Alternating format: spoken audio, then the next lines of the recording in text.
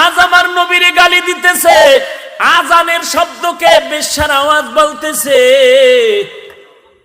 এনিয়া মিডিয়াওয়ালাদের কোনো চিন্তা নাই ইসলামের বদনাম কিভাবে হয়, এনিয়া অনেক মিডিয়ারা পাগল হয়ে আছে। সেই মিডিয়ার নাম কি? আপনারা ৭১-এর বিরোধী?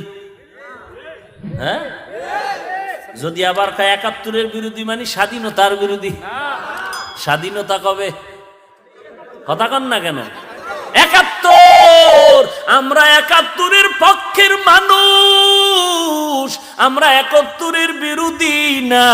তবে ৭১-এর টিভির নাম দিয়া যারা উম্মতের বিরুদ্ধে সংবাদ প্রচার করে, স্বাধীনতার বিরুদ্ধে যারা সংবাদ প্রচার করে, কোরআনওয়ালা টুপিওয়ালার বিরুদ্ধে যদি সংবাদ প্রচার করে, এরা ৭১-এর পক্ষে না, এরাই ৭১-এর বিরোধী, স্বাধীনতার দুশমন।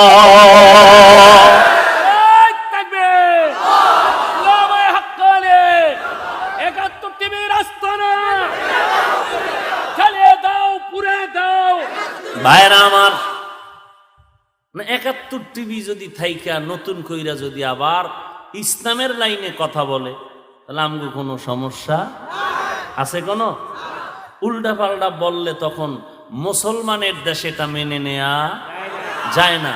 প্রথমত দোয়া করি আল্লাহ হেদায়াত দান করেন, আর মোহাব্বতে বলেন।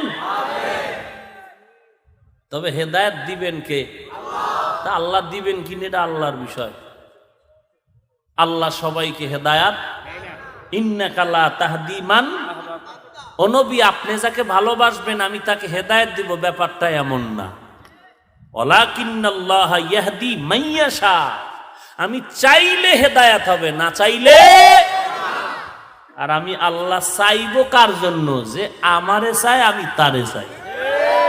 যে আমি আল্লাহরে চাইবে না আমি তারে চাবো কেন? আল্লাহ হেদায়াত দান করুন। আরো জোরে বলেন। আমরা ৭১-এর বিরোধী না, আমরা ৭১-এর বিরোধী, বরং ৭১-এর নাম বিক্রি করে মিডিয়া জগৎকে যারা অপপ্রচার চালাইয়া মুসলমানের বিপক্ষে সাইনবোর্ড লাগাবে, তারা মূলত ৭১-এর স্বাধীনতার বিরোধী। কথা বুঝাইতে পারলাম? আল্লাহ হেদায়াত দান করেন। আরো মোহাব্বতে বলেন। আমরা আবেগে এমন কথা বলবো না যে আমি হাফিজুর রহমান, আমার একটা মান আছে, আমার ওইভাবে বলতে হবে। মুসলমান সবার একটা আদব আছে, মুসলমান জাতির একটা আদর্শ আছে। আমরা এই আদর্শকে সামনে নিয়ে আমরা পথ চলবো, বিজয় একদিন আগে পেছনে আসবেই ইনশাআল্লাহ। বলবেন কি আদর্শ? ১ নাম্বার, মুসলমান কাউকে গালি দিতে পারবে না। গালি দেওয়া হালাল না হারাম? আমরা যত প্রতিবাদ রসুল করেননি, অন্যায়ের প্রতিবাদ রসুল করেননি, গালি দিয়ে করেছেন।